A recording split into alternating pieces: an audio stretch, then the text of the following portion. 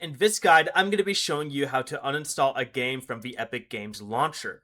This is Miguel from Just Pause, and before we get into this guide, make sure to like the video and subscribe to the channel with all notifications on for more content like this. It really does help out the channel and we'd greatly appreciate it. If you have any questions, just ask them down in the comment section below. I'm going to be doing my best to reply to every single comment down there.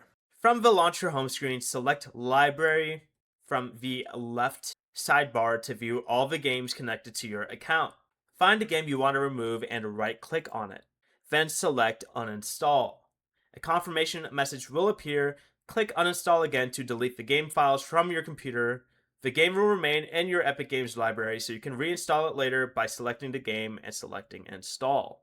Before you leave, remember to like the video and subscribe to the channel with all notifications on for more content like this. It really does help out the channel and we'd greatly appreciate it. And if you did have any questions, just ask them down in the comment section below. I'm going to be doing my best to reply to every single comment down there. Peace.